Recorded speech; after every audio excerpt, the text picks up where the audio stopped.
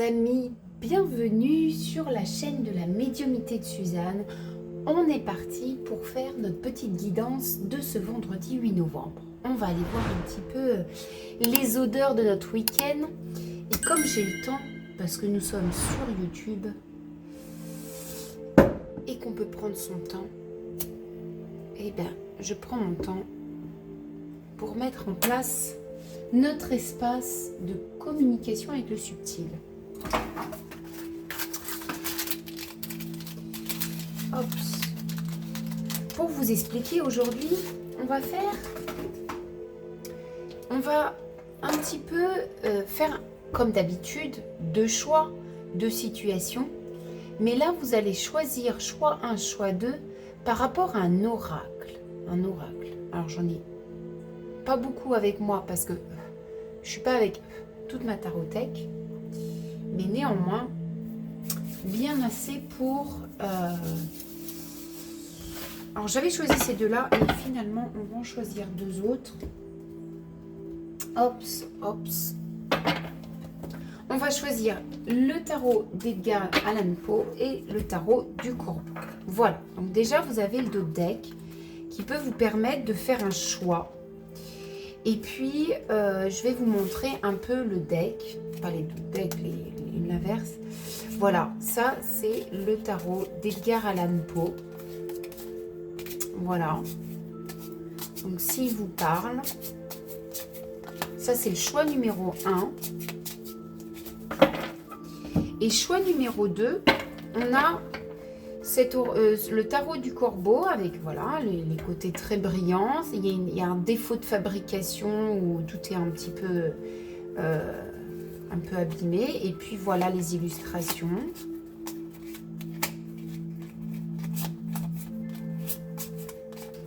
On est plus sur une technique de pastel, je dirais pastel, crayon. C'est une autre technique pour le dessin.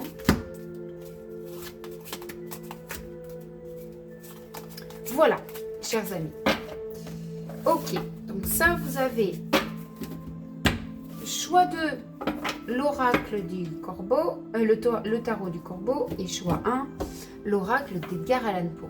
Allez, je vous retrouve tout de suite pour la première guidance avec ceux qui ont choisi l'oracle d'Edgar Allan Poe.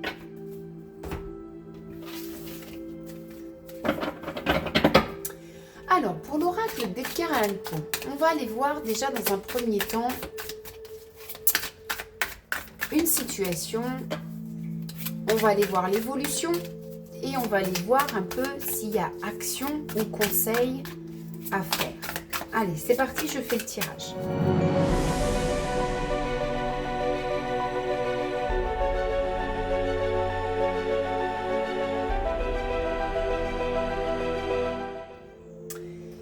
Alors, très bien. Nous avons la situation. Allons voir d'abord la situation.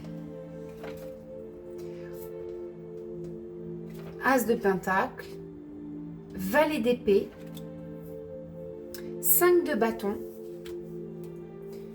le retour, l'énergie et la tentation. Alors, il y a la situation à l'heure actuelle, on a comme c'est assez spécial ce que je suis en train de sentir, mais il y a un retour, il y a un retour d'abondance. L'abondance, voilà, on le mange à toutes les sauces, ce mot-là. Mais pour vous dire, c'est que quand on parle d'abondance, ça peut être un retour d'une grande joie, un retour d'une situation fructueuse, un retour de chance, un retour de concrétisation, mais on est dans la matière. On a comme si aujourd'hui, sur l'un de vos domaines, il y a une grande chance et il y a quelque chose de productif. D'accord ? C'est tellement productif, c'est tellement chanceux, c'est tellement abondant qu'on est force d'action, force d'envie de faire des choses et on se sent comme poussé à faire des choses, comme poussé à agir non seulement dans...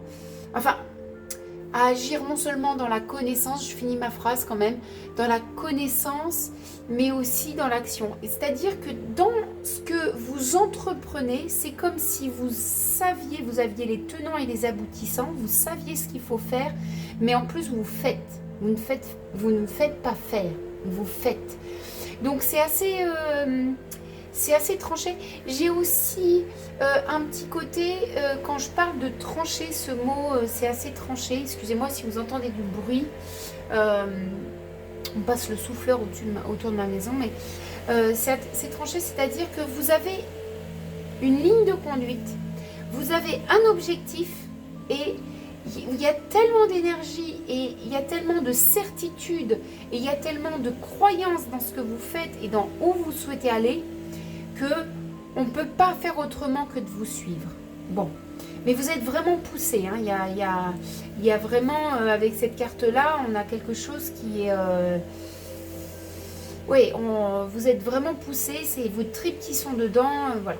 Bon, alors, avec tout ça, dans cette effervescence d'énergie, dans cette effervescence de motivation, de joie, d'ambition, de continuer sur cette lancée d'abondance, on pourrait ne pas se rendre compte qu'on est un peu trop dans le contrôle des autres ou de notre entourage. Il y a un peu quelque chose où finalement les gens ne sont pas entraînés vers nous, ils vont plus peut-être se sentir plus étouffés parce qu'il manque un petit peu d'ouverture sur les autres. Et encore, même si c'est pas une ouverture sur les autres, c'est que c'est tellement chargé en énergie directive que vous vous rendez pas compte que ça laisse pas la place aux autres et que ça étouffe un peu les autres. Et ça c'est un peu la situation du moment et ça peut peut-être porter à préjudice. On va aller voir maintenant tout de suite l'évolution. Comment je vais faire? Parce que je les trouve belles, mes cartes. Allez, on va faire comme ça. L'évolution. La situation. Hop, hop, hop. Hop, hop, hop. L'évolution. Qu'est-ce qu'on a en évolution? Ok, le valet de coupe, le 7 d'épée et le cavalier de bâton. Bon. On est clairement dans le matériel là, hein. Ça peut être domaine professionnel, un projet, acheter une maison, déménager, voilà un peu ce genre de truc. C'est bien. Ce valet de coupe. Alors, ce valet de coupe, l'évolution, vous voyez, elle est très apparentée au valet d'épée. Très apparentée, sauf qu'à la différence, c'est que j'ai une énergie qui est très charismatique et qui est beaucoup plus posée, moins tranchée. Mais c'est comme si on a... il y a toujours cette notion de... On va pas vous faire aller sur un autre chemin. Parce que ça marche. Parce que ce que vous faites, ça fonctionne. Donc, il y a quand même un peu une fermeture dans votre pensée. Il y a quand même une fermeture. Ça ne veut pas dire qu'il y a quand même de la réussite. Hein. Ce que vous faites, il y a de la réussite. Je parle juste d'un petit côté, d'un petit point où il faut faire attention. Mais dans l'ensemble, ce que vous faites, c'est juste, c'est abondant, ça va en avant. Mais pourquoi j'insiste sur justement ce petit astérix dans cette carte-là? C'est parce que derrière, j'ai ce 7 d'épée et cette foudre. Et là, on pourrait avoir ce que je ressentais dans la situation actuelle où on a un entourage qui peut se sentir un petit peu oppressé par cette énergie, par cette réussite, par cette conviction, par ces croyances dures et fermes qui pourraient se rebeller par des actions pas trop franches, mais plus un peu détournées. Et là, on pourrait avoir quelques déceptions, des trahisons. Voilà. Bon. Et ça risque d'arriver dans l'évolution, ça risque d'arriver de façon inattendue, surprenante, où vous n'y attendez pas parce que justement vous avez un petit peu cette fermeture. Donc essayez d'être un peu flexible, Alors, néanmoins, je vous dirais que, vous voyez, quand je regarde l'ensemble du tirage, c'est pas ça qui domine. Ça va avoir son importance parce que finalement, ça va rééquilibrer votre esprit, ça va un peu vous redescendre sur votre piédestal parce que vous avez raison d'être sur votre piédestal, ça va un peu vous faire redescendre, mais ça ne va pas vous empêcher, avec ce cavalier de bâton, de continuer à avancer. Voilà, vous allez avoir une remise à niveau, une remise en question, mais vous allez quand même continuer parce que vous êtes sur le juste chemin et vous êtes protégé dans votre juste chemin. Il y a juste ce petit bémol, attention à votre entourage, ne pas qu'ils se sentent trop étouffés. Vraiment, il y ait cette sagesse d'ouvrir votre esprit et de voir ce qui est bon pour vous, soit bon pour les autres et n'étouffe pas les autres. Alors, je mets ça de côté et dans la question qui est quelle est l'action ou le conseil pour optimiser un petit peu ce potentiel. Alors, déjà, on parle beaucoup de communication dans ce conseil. Hein. Beaucoup de communication, de réunion aussi, d'inspiration en réunion.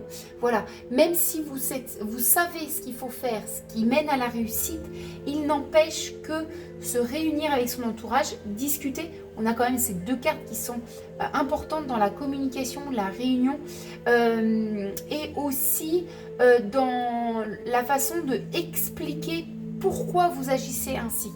Parce que peut-être que pour vous c'est évident, mais pour votre entourage ça ne l'est pas. Et c'est ça qui va apporter beaucoup plus de compassion, de compréhension de votre entourage, ce qui va amener beaucoup plus de racines entre vous et une meilleure communication. Donc on est vraiment dans la communication, la réunion. Expliquez pourquoi vous réagissez ainsi. Expliquez pourquoi vous êtes ainsi. Expliquez pourquoi vous êtes fermé. Et aussi, réunissez. J'ai cette idée, vous en pensez quoi? Et même si on vous dit, moi je préfère ça, et que vous n'êtes pas en accord, on est là pour discuter, pour échanger. J'entends, je comprends pourquoi tu me proposes cette autre alternative, mais ça n'empêche que je reste encore positionnée sur mon projet parce que, voilà. Donc on est vraiment dans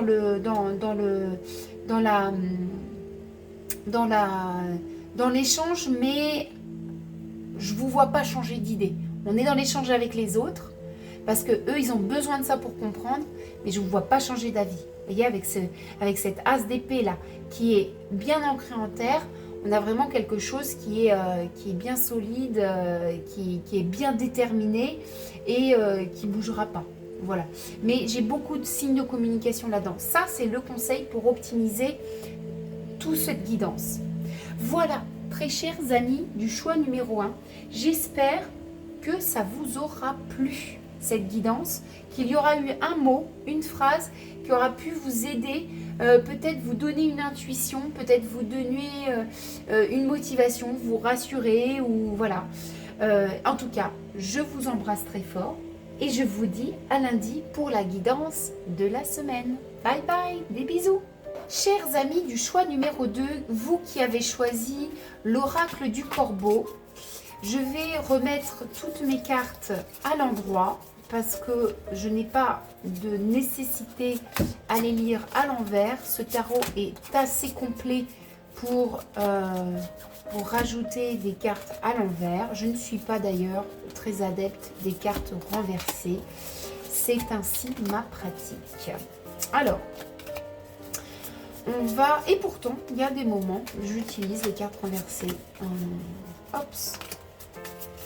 Allez, on va aller déjà décrire une situation comme pour le choix numéro 1. On va aller voir un petit peu l'évolution et le conseil ou l'action conseillée pour optimiser cette opportunité, ce chemin, cette action. Allez, c'est parti.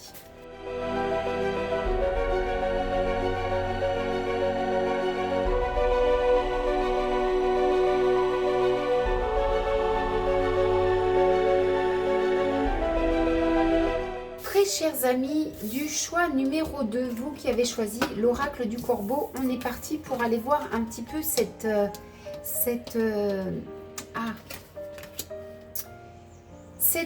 situation. Alors, on me parle d'émotions qui a enflammé une situation, d'émotions qui n'ont pas été contrôlées, peut-être dû à une déception avec ce serpent. On voit que l'émotion qui a mis un petit peu l'étincelle a été peut-être un mensonge, une déception, quelque chose qui ne vous a pas convenu, qui n'était pas en accord avec vos valeurs.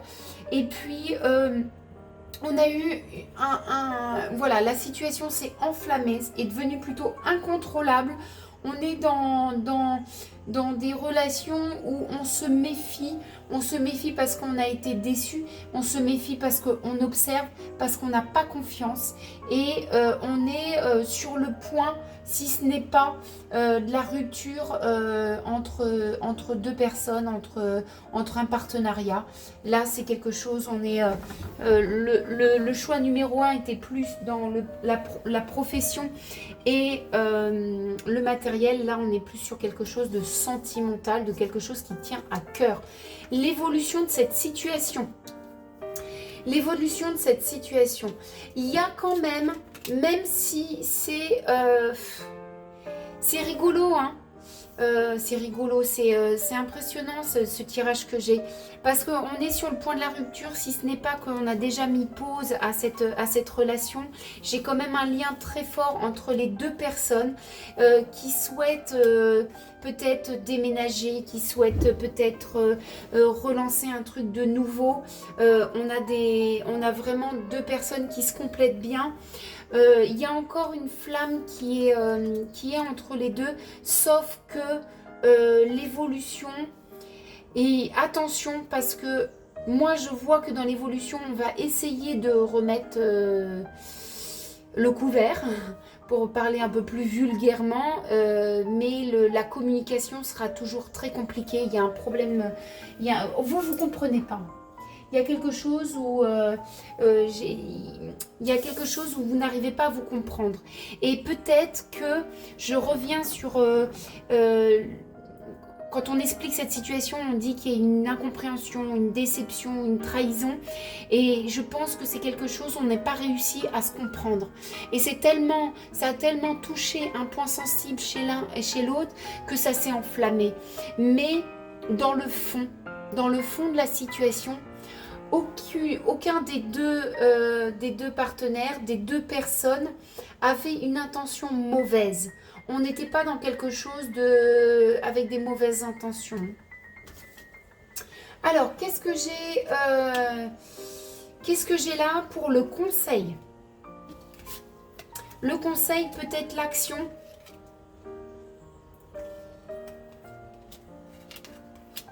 Alors, intéressant, parce que j'ai quand même... Alors, autant la situation, elle est pas très, très glorieuse, autant l'évolution, elle n'est pas positive à 100% parce que je vois qu'on n'arrive toujours pas à se comprendre. Et puis peut-être que ce problème-là va garder une trace en vous. Mais là, pour le conseil, on me dit qu'il faut vous poser la question et valider avec vous-même l'amour que vous portez. Si l'amour est vrai, si l'amour est abondant, elle pourra aussi donner la connaissance de l'autre. C'est-à-dire qu'on voit que la connaissance est sur l'observation. Observez l'homme. Finalement, n'essayez pas de dire « Oui, t'as dit ça, je sais que c'était pas méchant, mais je l'ai pris comme ça » et ramenez ça à vous. Non, ne ramenez pas les choses à vous. Observez le partenaire qui vous a heurté. Non, c'est premièrement valider vos sentiments. Vraiment, s'ils sont bien réels. On est quelque chose sur valider votre amour, valider vos sentiments amoureux. Deuxièmement, si ça c'est un oui, alors à ce moment-là, vous allez observer votre partenaire et le comprendre, mais ne pas ramener à vous les choses. Oui, ça vous a blessé, mais c'est votre bagage, c'est pas le bagage de votre partenaire. comprenez comment il a réagi. Parce que c'est ça qui donnera la réussite. Vous voyez, on a l'observation, la connaissance qui amène l'élévation avec cette réussite. Et c'est laurier. Vraiment, c'est la grande réussite ici.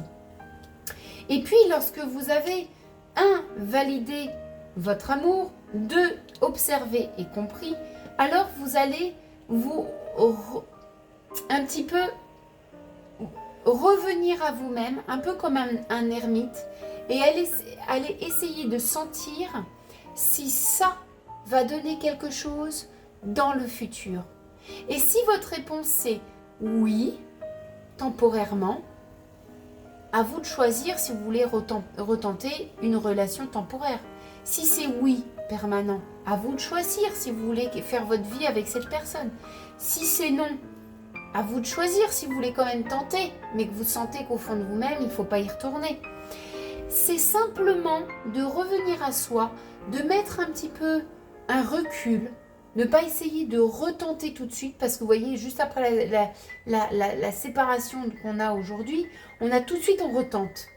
Et là, c'est gardez un peu vos distances, mettez un espace de vide dans votre couple, de vide entre vous deux, et laissez ressentir ce que vous voulez vraiment. Et c'est ça qui vous apportera la chance. Je vais rajouter quand même un petit cet oracle-là dessus.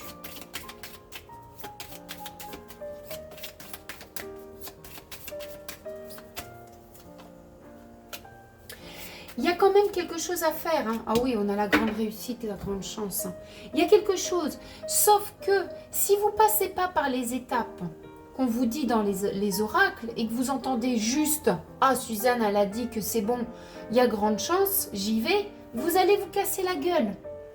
Faut écouter. Le plus important dans une guidance, c'est vraiment la subtilité des messages. Parce que oui, c'est hyper positif. Moi, je vous dis, oui, il y a quelque chose à refaire. Mais il y a quelque chose à refaire parce qu'on a validé vraiment notre amour, parce qu'on s'est dit, oui, effectivement, l'amour que j'ai, ça ne vient pas d'une envie, on ne comble pas un vide.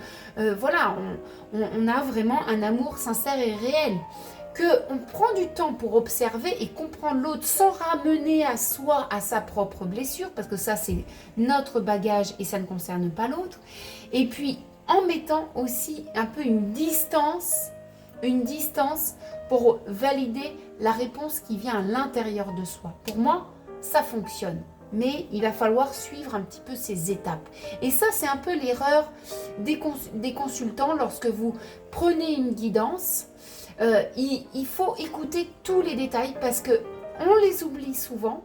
On ne les entend pas, on entend le côté positif ou le côté très négatif parce que ça nous fait mal et qu'on aime bien ça, mais on n'entend pas toutes les subtilités parce que ça vous met au travail. Or, c'est ça qui optimise votre chemin du futur.